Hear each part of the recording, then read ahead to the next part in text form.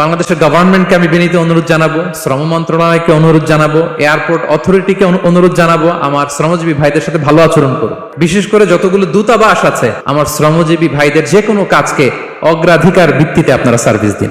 এটা দিতেই হবে। তারা ভালো থাকলে ভালো থাকবে বাংলাদেশ। তাই শ্রমজীবী যারা আছেন মনক্ষুণ্ণ হবেন না, মন ছোট করবেন না।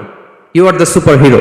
You are the superhero. You are the remittance fighter of our country. এজন্য রাস্তা দিয়ে যখন হাঁটবেন, বুক ফুলিয়ে হাঁটবেন, আর বস্তা ভরে টাকা নিয়ে দেশে ফিরবেন। ঠিক কিনা বলেন? বুক ফুলিয়ে হাঁটতে হবে। এজন্য আমি আমার প্রিয় মাতৃভূমি বাংলাদেশের গভর্নমেন্টকে অনুরোধ করবো, আমাদের শ্রমজীবী ভাইদের যাতে সুবিধা হয় এই ব্যবস্থা আপনাদের করতে হবে। বিনীত অনুরোধ রাখবো। শ্রম মন্ত্রণালয়ে যারা দায়িত্বে আছেন, স্পেশালি তাদেরকে রিকোয়েস্ট করবো, আমাদের শ্রমজীবী ভাইদের যেন কোনো কষ্ট না হয়, কারণ তাদের পাঠানো রেমিটেন্সে সচল থাকে আমার দেশের অর্থনীতির চাকা। তারা ভালো থাকলে ভালো থাকবে বাংলাদেশ। Very simple. ঠিক কিনা বলেন? আমার যে ভাইটা পরিচ্ছন্নতা কর্মী, রাস্তা ক্লিন করে, এয়ারপোর্টে ওয়াশরুম ক্লিন করে, একজন পরিচ্ছন্নতা কর্মী, তারও 20 থেকে 30,000 টাকা বাংলাদেশে ঢোকে প্রতি মাসে। আপনি চিন্তা করতে পারেন?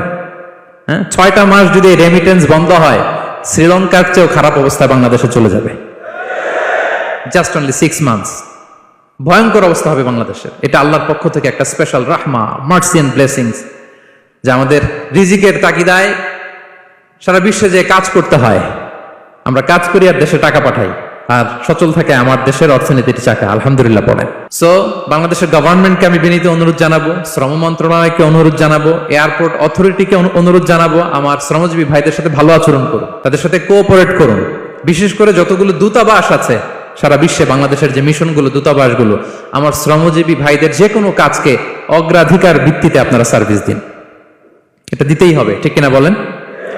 তারা ভালো থাকলে ভালো থাকবে বাংলাদেশ। তো এই জন্য শ্রমের কোনো বিকল্প নাই।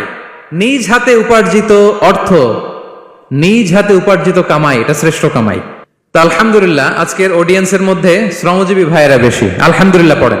এটা আমাদের সৌভাগ্য। এই যে বাংলাদেশে এখন চাকরি নাই, চাকরির বাজার মন্দা, মাস্টার্স পাস করে বেকার টোটো কোম্পানির ম্যানেজার, এরকম আছে না নাই? তার বিপরীতে আল্লাহ তাআলা আপনাদেরকে মালয়েশিয়া নিয়ে আসছে। প্রতি মাসে আপনি টাকা পাঠান, আলহামদুলিল্লাহ। আপনি বাংলাদেশের যে উন্নয়ন, বাংলাদেশের যে ডেভেলপমেন্ট, এই যে স্মার্ট বাংলাদেশ বলে বলে মন্ত্রীরা মুখে ফেনা তুলে ফেলে, এটার গর্বিত অংশীদার আপনি। ঠিক কিনা বলেন? আপনি গর্বিত অংশীদার। You are the contributor, you are the real contributor. আপনার অবদানে বাংলাদেশ আজকে সচল, আলহামদুলিল্লাহ। সো মন ছোট করার কোনো সুযোগ নেই।